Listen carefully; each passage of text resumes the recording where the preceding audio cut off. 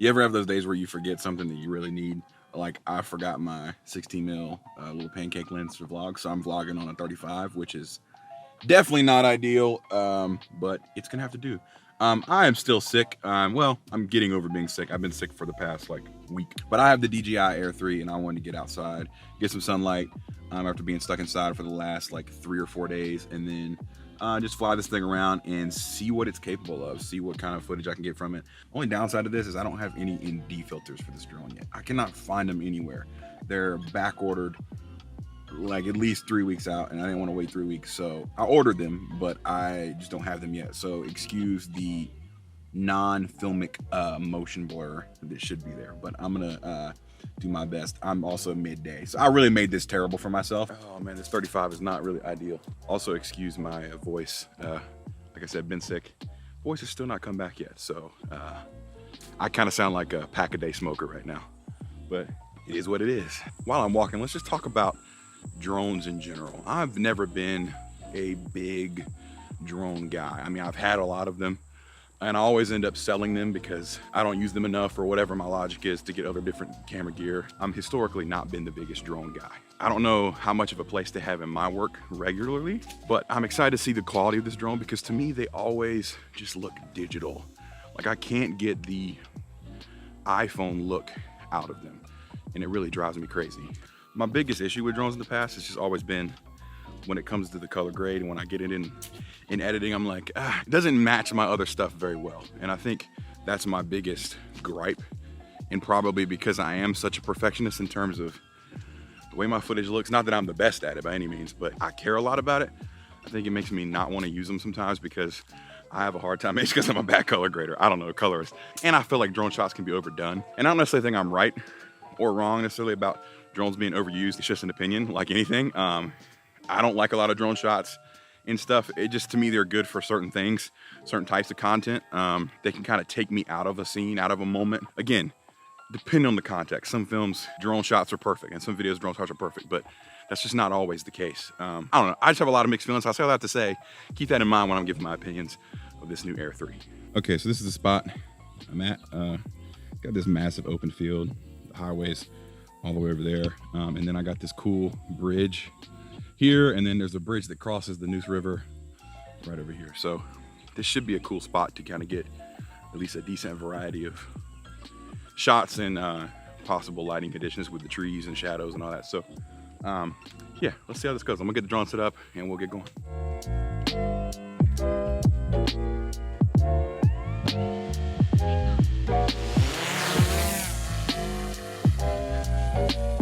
Also just love that DJI is now doing these new controllers with the built-in screens. Are they perfect? No, but man, is it so much better than having to hook up my phone. This is the RC2, I believe. Now has extra antennas on top. This drone is supposed to have like crazy stupid range, battery life and speed and all that. So I'm gonna fly it around and see what I get.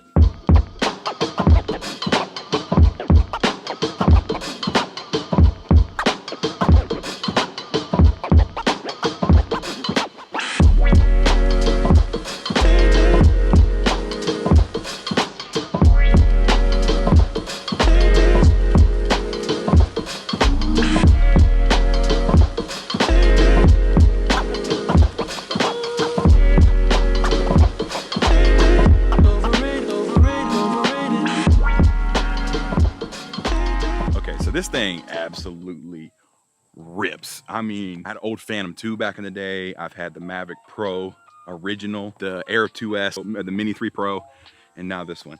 And this one by far is the fastest. Obviously not like FPV level, but for a drone like this, unbelievable. The biggest thing about this thing to me is this first drone I've had with 2 lenses, 2 focal lengths, and having that extra focal length, 70 mil, I think is gonna make this drone way more usable for me, because to me that focal length allows you to get some unique perspectives that can really add to story, as opposed to such a wide shot that a lot of times can take me out of the immersion and make me feel like I'm no longer connected to a moment. So I really enjoyed filming with that. Obviously I didn't have like a great subject today, I was by myself. So I definitely will be testing this out once I get my ND filters and try to incorporate it into some of my actual like short film stuff I'm working on. I got a bunch of projects coming up that I think it could be really useful for. So Man, but it's fast. I just can't get over how fast it is. I will go back to the house, dump the footage, and go look at it, and I will catch up with you there. All right. So I'm having to hold my mic here because new apartment don't have a mic stand here yet. So I do, but it's like on my desk, and my desk is kind of over there. It doesn't really it's a whole thing. I'm still trying to figure out what this room is going to look like, what this new set is going to look like here. So bear with me while I figure that out. In the meantime, this is what it is for this video. So I'm back at the house. It's a little bit later in the day. I have looked at the drone footage, and I'm actually really impressed. I really dig the 70mm lens. Like, I loved it shooting. Coming back to it now in the edit, looking at it on my laptop, like, it looks really good. I think it provides a unique perspective that I've never had on the drone before. I know that the multiple lens thing has been out for a little bit, but for me, this was my first time with it, and thought it was really cool. To me, it just adds a whole different perspective that I normally was not able to get with the drones that I had access to. Sure, you could go buy an Inspire and get different lenses and interchange.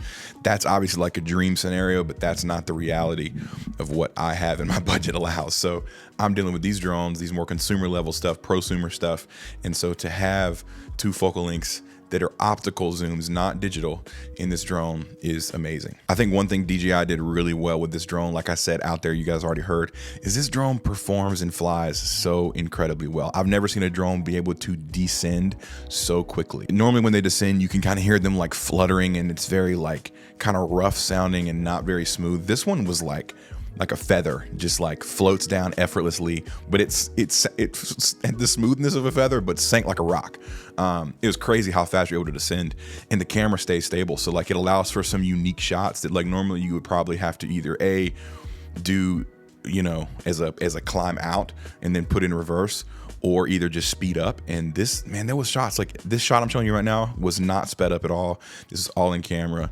It's crazy what this thing can do and how fast and well it performs. Like I mentioned out there, also new controller is fantastic. I like the other RC2 that I have with my Mini 3 Pro. The built-in screen is just the moves.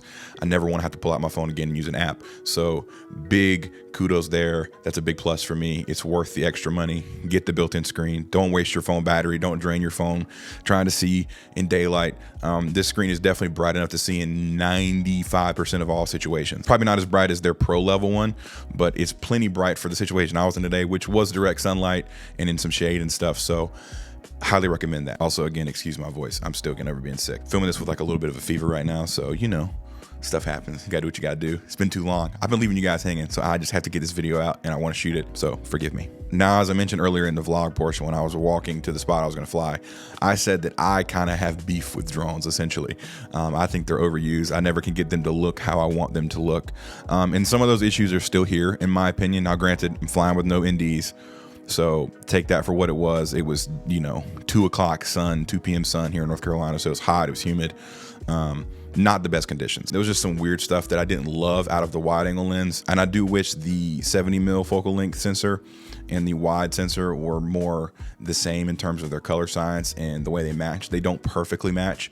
I noticed I would have to tweak some things to get them to look the same. Now you can get there, it's not super difficult, but that just was something to keep in mind. Now you're probably thinking, okay, yeah, these are all things that we've known about drones for years, right? They're always a little bit worse quality. They always have that digital over sharpened look. Yeah, you can get all that stuff out in editing. Sometimes for me, I have to think, is it worth trying to work in multiple drone shots into a film if I have to work so hard to get the color to look like I want and match like my C70, which I'm shooting on now, or my R6 Mark II? And sometimes the answer is no. But I will say this 70mm lens and this sensor make me want to use it more, because to me that longer focal length allows for more unique perspectives that we would usually only see from like a helicopter shot in movies, where you're able to get those tight but still aerial tracking shots. Like there's this one shot of this lady on a bike, and A, the drone's fast enough to keep up with her, but B, I was able to track her very quickly and get adjusted, even though I didn't have her long before she went behind the trees. But I was able to get a quick shot there.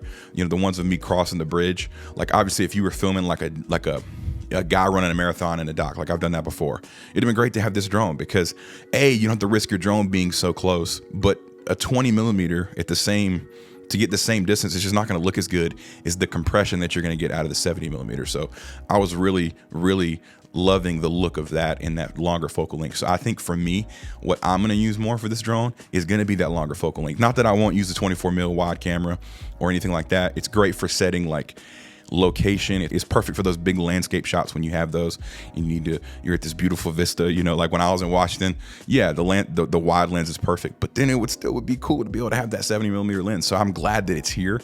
I don't think it's a gimmick. I think it's very useful. I think it's arguably more useful. I mean, today I was able to see downtown Raleigh, and from where I was about 17 miles away.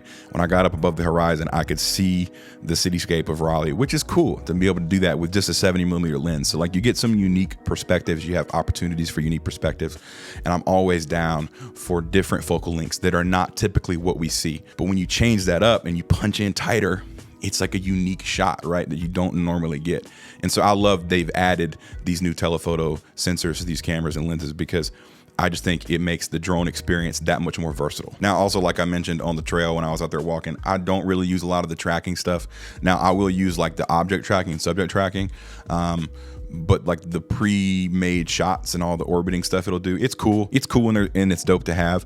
There may be times where like that's super helpful. Like today when I was by myself, like if I had, you know, like a big rock I could have walked up on and done like where it just orbits automatically like that, that would have been cool.